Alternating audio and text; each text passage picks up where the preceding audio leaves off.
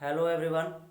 आज आपका twelfth class का ऑप्टिक्स चालू चालू होने वाला है और आप लोग ऑप्टिक्स का अच्छे ढंग से देखिएगा कि ऑप्टिक्स के बारे में पहला क्लास तो भाई मिस करना ही नहीं चाहिए, क्योंकि आपको बहुत सारे इंट्रोडक्शन मिलते हैं फर्स्ट क्लास में। इसलिए फर्स्ट क्लास कभी भी किसी भी चीज़ों का मिस नहीं करना चाहिए, क्योंकि आपको फर्स्ट क्लास नहीं जानिएगा तो बहुत सारी दिक्कतें होने वाली हैं। क्योंकि फर्स्ट क्लास से ही आपको क्या होंगी, चैप्टर के बारे में जानकारियाँ मिलेंगी। तो इसलिए आज हम लोग कौन सा चैप्टर चालू कर रहे हैं, ऑप्टिक्स चालू कर रहे हैं। किस क्लास का? ट्वेल्थ क्लास का। तो आइए देखते हैं। अब देखिए यहाँ पे हम लिखे हुए हैं ऑप्टिक्स। तो सबसे पहले जानते हैं हम लोग ऑप्टिक्स।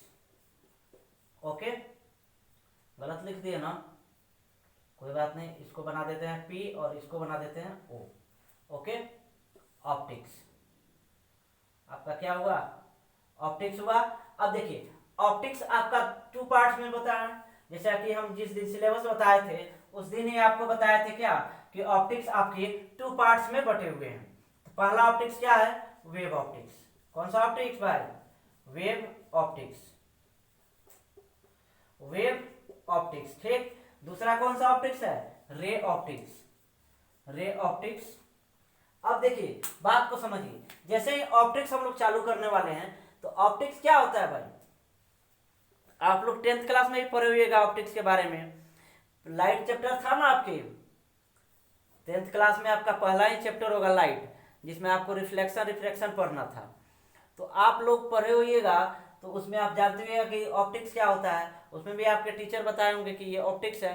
ऑप्टिक्स के बाद लाइट, लाइट का लाइट से ही बताते हैं कि ये आपका टू पार्ट्स में आते हैं क्या, एक रिफ्लेक्शन होता है एक रिफ्रैक्शन होता है। ये सारी चीज़ पढ़ना था कि नहीं पढ़ना था टेंथ में भाई? तो जब पढ़ना था तो यहाँ पे आप लोग सुनिए। तो ऑप्टिक्स है, तो सबसे पहले हम लोग जानते हैं ऑप्टिक्स। तो इसमें लाइट चैप्टर में हम लोग क्या जानते थे? लाइट के बारे में नहीं जानते थे।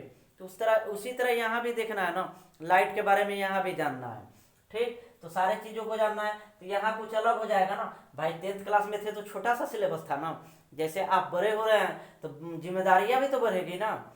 जैसे जैसे हम लोग बड़े होते जाते हैं जिम्मेदारियाँ बढ़ती जाती है।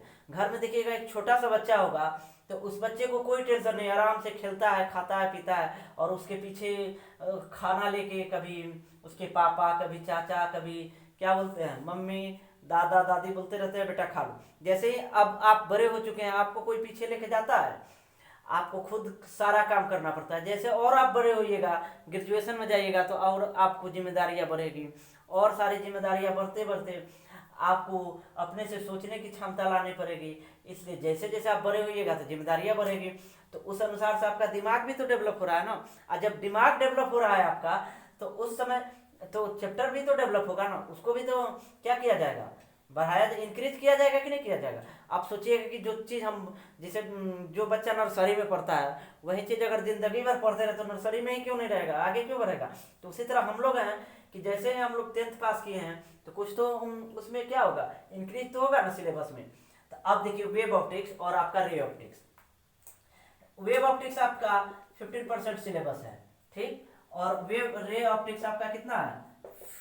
85% आपका सिलेबस को कवर करता है। आपको मात्र कितना पढ़ना है? ये वेब ऑप्टिक्स 15%, और ये कितना पढ़ना है आपको? 85%। बात को समझ रहे हैं? अब देखिए जब 85% इसको पढ़ना है और 15% इसको पढ़ना है, ठीक।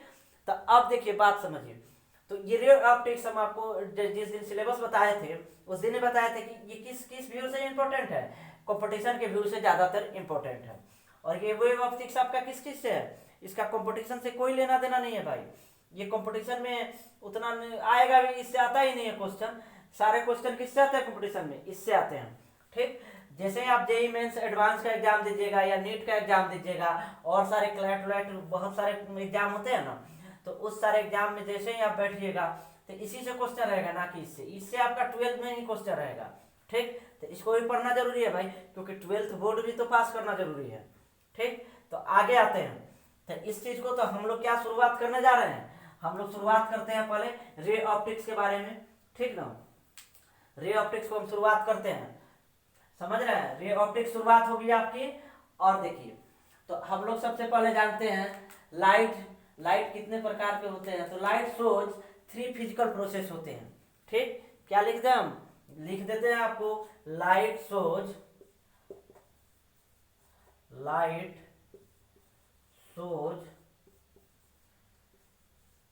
Three types process. चलिए देखिए, हम लिख दिए यहाँ पे light shows 3 types of process. ठीक, तो सबसे पहला क्या होता है, रिफ्लेक्शन। क्या होता है भाई, रिफ्लेक्शन। आप लोगों को दिख रहा है ना, सबसे पहला क्या होगा, रिफ्लेक्शन। हम इधर लिखते हैं बगल में। दूसरा क्या होता है, रिफ्रैक्शन। क्या होता है, दूसरा हुआ आपका रिफ्रैक्शन। थर्ड क्या होता है, बोलिए, सबके कोई पढ़ के आया है, 10th क्लास पास करके आए हैं आप लोग सब कोई। तीसरा होता है आपका क्या, डिस्पर्शन। किसी का जवाब नहीं आने वाला है भाई, सब चुपचाप रहो, घर में बैठे रहो, कोई दिक्कत नहीं है, कोई जवाब देने वाला नहीं है। चलो देखो, पहला क्या हुआ हमारा, रिफ्लेक्शन हुआ। दूसरा क्या हुआ, रिफ्रैक्शन हुआ। तीसरा क्या हुआ, डिस्पर्शन हुआ। तो अब देखो, ये light shows 3 types of process, आपका 3 टाइप्स का प्रोसेस हो गया, या आप 3 ब्रांच बोल सकते हैं, जो मर्जी आप बोल सकते हैं भाई, ठीक ना। अब देखो, तो पहला क्या हो गया, रिफ्लेक्शन हो गया। दूसरा क्या हुआ, रिफ्रैक्शन हुआ। तीसरा क्या हुआ, डिस्पर्शन हुआ। तो सबसे पहले हम लोग पढ़ेंगे किस चीज के बारे में, रिफ्लेक्शन के बारे में। ठीक, सबसे पहले हम लोग किस चीज के बारे में पढ़ेंगे, रिफ्लेक्शन के बारे में पढ़ेंगे।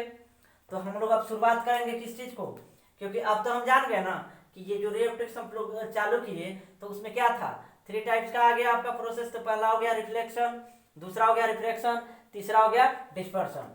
तो पहला हम लोग पढ़ेंगे रिफ्लेक्शन के बारे में। जिस दिन ये क्लास, इसका एंड होगा आपका, इसका एंड आपका क्लास होगा रिफ्लेक्शन का, उसके बाद हम लोग किस चीज को चालू करेंगे, रिफ्रैक्शन को। जिस दिन रिफ्रैक्शन का क्लास हमारा एंड होगा, उसके बाद हम लोग क्या चालू करेंगे, डिस्पर्शन को। उसके बाद जैसे ही ये एंड होगा, तो उसके बाद हम लोग क्या चालू करेंगे, वेव ऑप्टिक्स चालू करेंगे। ओके, यहाँ आपको क्लियर, यहाँ तक सभी बच्चों को क्लियर है कि नहीं है? अगर नहीं है तो पूछिए, हाँ हम बताने के लिए भाई रेडी हैं। चलिए, तो हाँ, तो देखिए यहाँ तक सभी को क्लियर है। 1 मिनट रुको, कमेंट देख लेते हैं। हाँ, सभी को समझ में आया? सभी बोल रहे हैं कि यस सर, सब समझ में आ गया। ओके, तो हम आगे बढ़ते हैं अब आप लोगों के बीच। अब आगे आप लोग इसको जिसको लिखना है लिख ले, और उसके बाद स्क्रीनशॉट ले ले। हम 5 सेकंड रुकते हैं।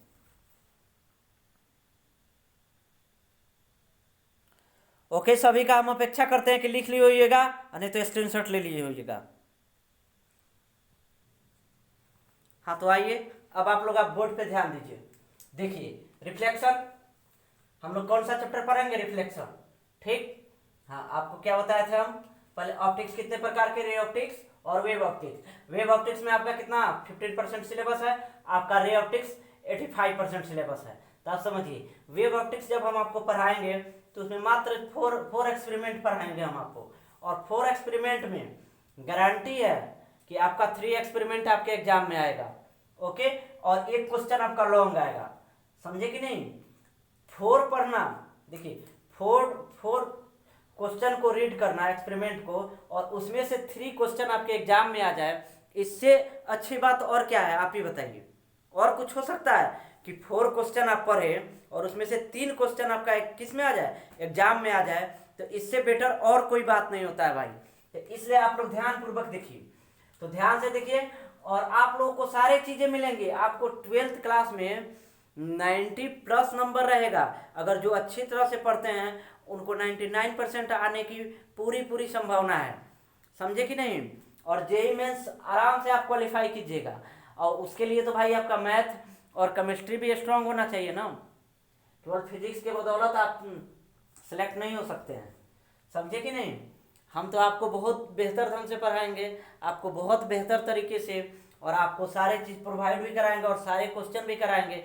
हम तो इतने सारे आपको क्वेश्चन कराएंगे जेईई मेंस के और उसके, कि आपको जेईई मेंस का क्वेश्चन हल्का लगने लगेगा, क्योंकि हम इतने जो आसान क्वेश्चन है वो आपसे बनवाएंगे क्लास में ना। आपको बनाना पड़ेगा, नहीं बनाइएगा तो डंडा खाना पड़ेगा ना भाई।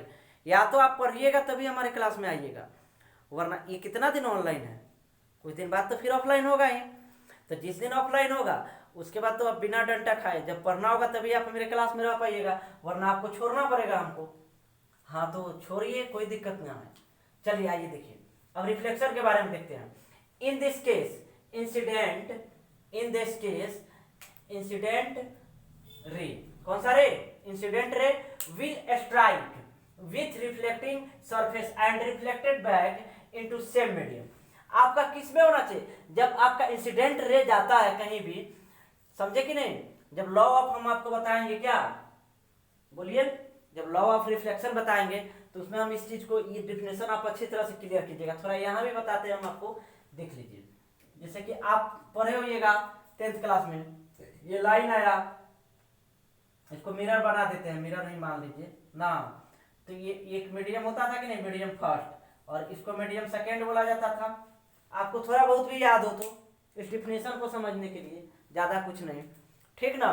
तो देखिए, तो मीडियम फर्स्ट, तो इसका कहने का मतलब है कि in this case incident ray will strike with reflecting surface, जो रिफ्लेक्टिंग सरफेस है, एंड रिफ्लेक्टेड बैक, जो रिफ्लेक्टिंग सरफेस आपका होगा, रिफ्लेक्टेड बैक होगा, वो किस में होना चाहिए, तो सेम मीडियम में होना चाहिए। तो अब समझिए, कोई रे आपका आया, मानते हैं यहाँ सन है, ओके ना, सन से एक आपका क्या आया, रे आया यहाँ पे, तो ये कहीं टकराया, तो जब टकराएगा तो आपको ये कहीं ना कहीं तो रिफ्लेक्ट होगा ही होगा भाई, होगा कि नहीं, तो इधर होगा। तो देखिए, तो ये सेम मीडियम में है कि नहीं, ये दूसरा में गया, सेम मीडियम में है, फर्स्ट मीडियम में आया, फर्स्ट मीडियम में ही टकरा के गया है, सेकंड को पार नहीं ना किया, फर्स्ट को पार करके सेकंड में नहीं ना गया। यहाँ तक ये बातें समझ में आई तो डिफिनेशन भी समझ में आ गया होगा। ओके, सभी को क्लियर, सभी बच्चों को, हाँ चलिए अच्छी बात है। अब आते हैं अगला मिरर। अब देखिएगा mirror, it is an optical device which is made of glass, in this case one of the surface of the glass coated with silver और HG, ठीक। तो आप समझिए, ऑप्टिकल डिवाइस है आपका, आप पढ़े होइएगा 10th क्लास में, जो बिहार बोर्ड वाले बच्चे हैं उनको पढ़ाया गया होगा प्रकाशीय यंत्र, ठीक ना।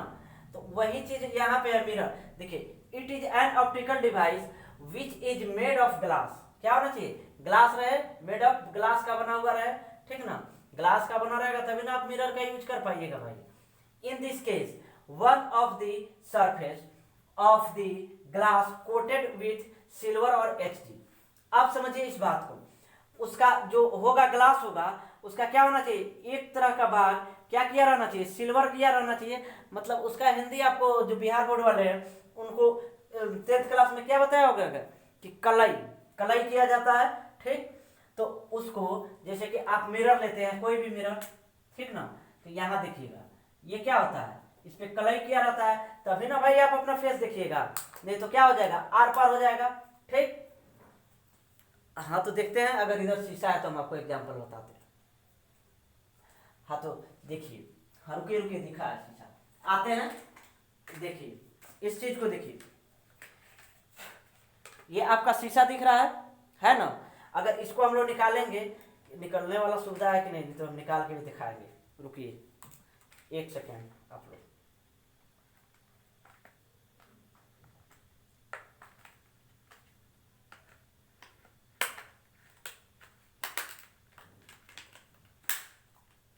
टूट गया यार तुम लोग के चक्कर में।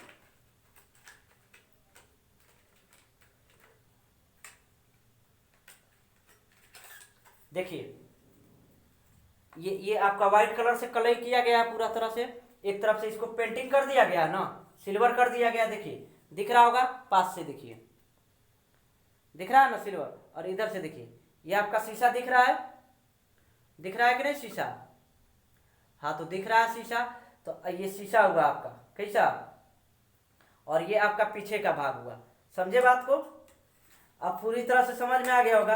अब इससे बेहतर क्या होगा भाई, आपके सामने पूरी एग्जांपल दे दिया गया दिखा के, समझे कि नहीं। चलिए आगे समझते हैं आप। देखिए, तो ये हुआ आपका सिल्वर किया हुआ, ये आपको मिरर समझ में आ गया, ठीक ना। अब हम आपको बताने वाले क्या, types of mirror, types of क्या बताएंगे, मिरर। तो आइए जल्दी जल्दी देखते हैं, ज़्यादा टाइम लगाने की जरूरत है नहीं, ठीक ना। चलिए जल्दी जल्दी इसको मिटाते हैं, जल्दी बताते हैं टाइप्स ऑफ मिरर आपको।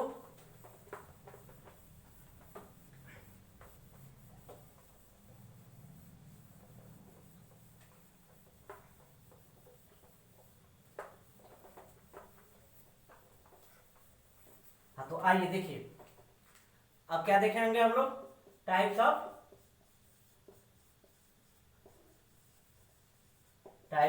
मिरर। कितने प्रकार के मिरर होते हैं? 3 टाइप्स के मिरर होते हैं। ठीक, हम लिख नहीं रहे हैं, आप लोग समझ लीजिएगा, ठीक ना। तो देखिए पहला मिरर हम बना रहे हैं। ठीक, क्या है ये? Plane mirror. क्या है बच्चों? Plane mirror. दूसरा बना रहे हैं हम, सभी पढ़े हुए हैं 10th क्लास में, कोई ऐसा नहीं है कि नहीं पढ़ा होगा, ये समझे कि नहीं? कोई भी बच्चा नहीं होगा जो नहीं पढ़ा होगा ये चीज। बात समझ रहा है कि नहीं मेरा? कोई बिना पढ़े नहीं आया है यहाँ तक, कुछ ना कुछ तो पढ़ा होगा, तब तो भाई साइंस लिया है ना। इसी तरह तो साइंस नहीं लिया है। अब देखिए, अब हमको आप लोग एक ही चीज का जवाब दे दीजिए कि ये कौन सा मिरर है और ये कौन सा मिरर है। अगर कोई बच्चा जवाब दे देते हैं तो हम बहुत मानेंगे कि चलो भाई बहुत अच्छा बात है। हाँ तो एक बच्चे का जवाब आया, हाँ सही है सूरज, सही है सही है। हाँ अगले बच्चे का, अंकित का भी जवाब आ गया। हाँ तो चलिए, और आपका, हाँ तीसरे एक लड़की का भी जवाब आ गया भाई। हाँ सही है, चलो सही है। उन्होंने बताया पहला जो है ये वाला क्या है? Concave mirror. क्या है बोलो? Concave mirror. दूसरा क्या है? कॉन्वेक्स मिरर है। और सही है, इतने सारे बच्चे में, बच्चियों में 2-3 आदमी जवाब दिया कॉनकेव मिरर। इससे जाहिर होता है कि आप लोग पढ़ नहीं रहे हैं। अरे आपको पता था कि सर ऑप्टिक्स पढ़ाएंगे तो उसको आप लोग 10th क्लास वाला कॉपी ही देख लेते या बुक ही देख लेते, बहुत सारे नॉलेज आ जाता ना। जब आपको 12th क्लास को बुक नहीं रखे हैं तो आपको 10th क्लास वाला ही देख लेते, तो उससे आपको नॉलेज हो जाता ना भाई। ये चीज भी अगर आपको जानना पड़ा, हमको बताना पड़ा, तो इससे शर्म की बात क्या है भाई। चलो देखो, ये हुआ आपका प्लेन मिरर, ये कनकेव मिरर, और ये क्या हो गया? Convex mirror. अब नहीं ना भूलिएगा, देखिए ये प्लेन मिरर सीधा रहे और कलई क्या बोलते हैं, सिल्वर किया रहे या कलई बोलो, तो ये क्या हो गया? Plane mirror. और ये आपका बाहर से अगर आपका सिल्वर किया रहे तो ये क्या हो गया? Concave mirror. हाँ ना ना, ठीक किए हो भाई, हिंदी बताइए। चलो देखो, इसका होता है अवतल दर्पण, इसका क्या होता है? उत्तल दर्पण। लिख लो जिनको लिखना है भाई, हिंदी भी नहीं आता है ना। चलो देखो, अवतल दर्पण और उत्तल दर्पण। ठीक, ये चीजें क्लियर हो गई? क्लियर हुई कि नहीं हुई सभी बच्चों को? हो गई ना। अब जल्दी से हम लोग थोड़ा जान लेते हैं लॉ ऑफ रिफ्लेक्शन। ठीक ना, जल्दी से इस चीज को जानते हैं कि लॉ ऑफ रिफ्लेक्शन क्या होता है। चलिए आइए देखिए, अब आप लोग को हम बताने वाले हैं क्या चीज? A law of reflection. Law of reflection, okay. थोड़ा पानी पीने दीजिए।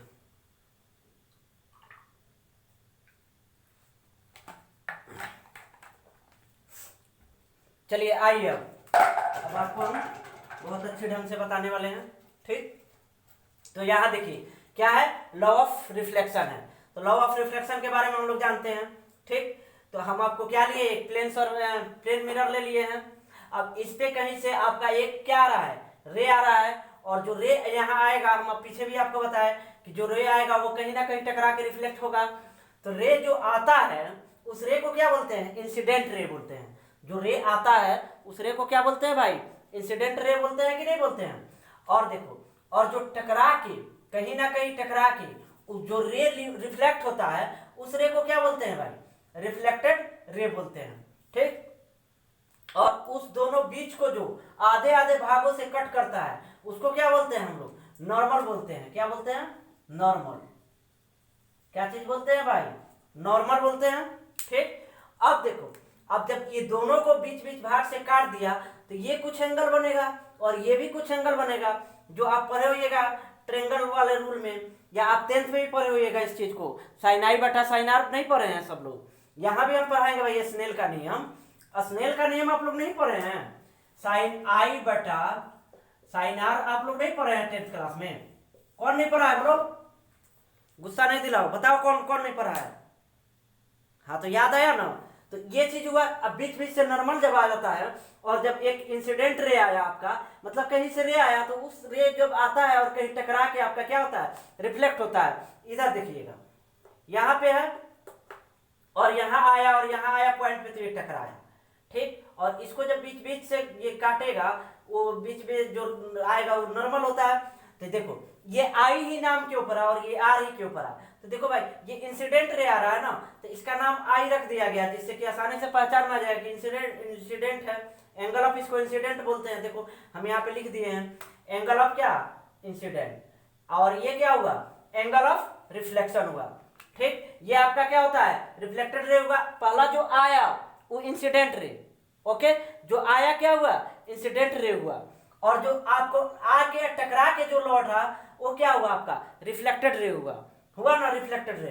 अब देखिए, और जो बीच से इसको कट किया वो क्या हुआ, आपका नॉर्मल हुआ। और आई जो है एंगल ऑफ इंसिडेंट हुआ, और आर जो है आपका एंगल ऑफ रिफ्लेक्शन हुआ। और ये जो पॉइंट पे, जिस पॉइंट पे ये टकराता है और क्या होता है, कहीं जाता है, उस पॉइंट को क्या बोलते हैं, पॉइंट ऑफ इंसिडेंट बोलते हैं। अब देखिए ये पॉइंट देखिएगा, पहला point i equal to r, क्या है, आई इक्वल टू आर। तो इसको हम लोग क्या बोल सकते हैं, बोलिए, ऊपर लिखा हुआ है भाई, आई का क्या नाम लिखा हुआ है, एंगल ऑफ क्या, इंसिडेंस इक्वल टू क्या, एंगल ऑफ रिफ्लेक्शन। क्या चीज, एंगल ऑफ रिफ्लेक्शन। बात समझ गए? आई इक्वल टू आर अगर कहीं दिया रहा है आपको, तो समझ जाना कि angle of incident equal to angle of reflection. अब देखिए आपका ऑब्जेक्टिव भी पूछता है आई इक्वल टू आर पे, तो अगर ये पता रहेगा तब ना, आप ये इसका दे देगा और इसको आई इक्वल टू आर देगा, कुछ और देगा, कुछ दे, तो इसके बारे में आप जाने रहिएगा तब ना ऑब्जेक्टिव में टिक कीजिएगा। आपको टाइप्स ऑफ मिरर भी पूछ सकता है, टाइप्स ऑफ लाइट भी पूछ सकता है, कुछ भी पूछ सकता है, एनीथिंग भाई, ठीक।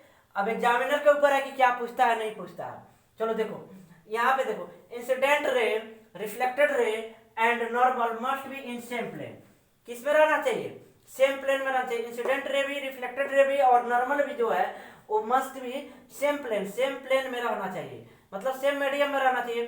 तो हम आपको क्या बताए, पीछे ही बता दिए थे ना कि ये आपको 10th में ही पढ़ना था कि ये मीडियम फर्स्ट हुआ और ये मीडियम क्या हुआ, सेकेंड हुआ। अगर इसी के ऊपर देखिए, अगर इसके ऊपर ही कोई भी काम हो रहा है, सारा काम अगर इसके ऊपर ही हो जा रहा है, नीचे नहीं आ रहा है, तो क्या होगा, सेम प्लेन में होगा, या सेम मीडियम बोल सकते हैं आप, या सेम प्लेन बोलिए, ठीक ना।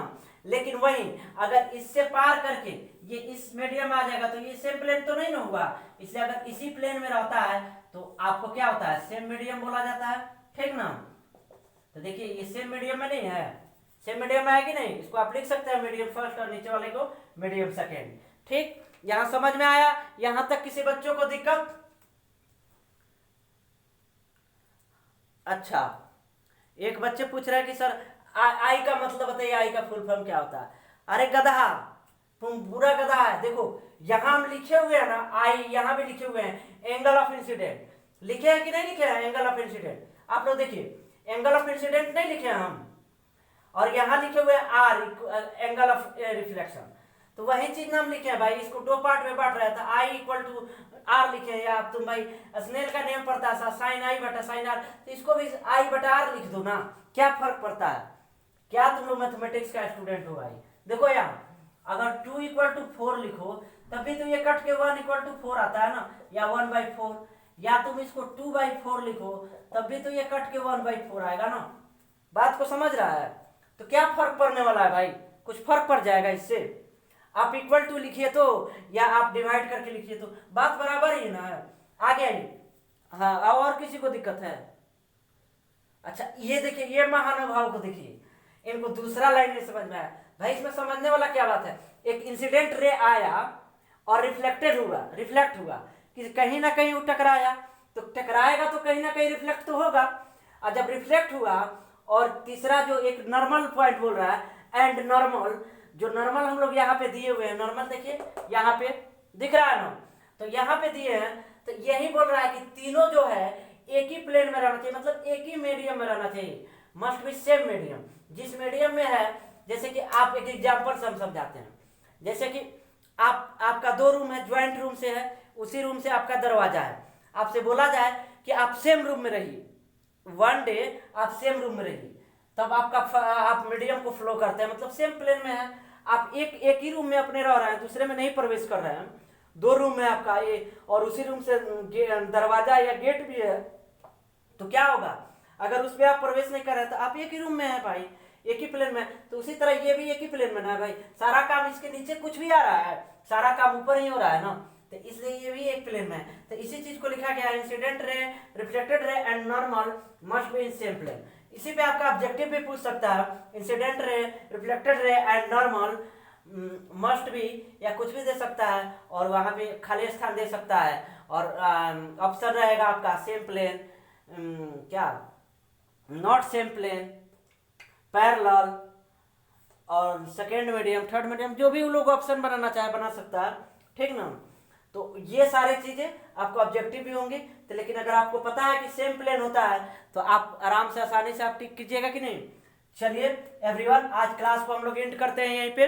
Thank you for all, okay, thank you भाई, हाँ सभी को, all all all thank you.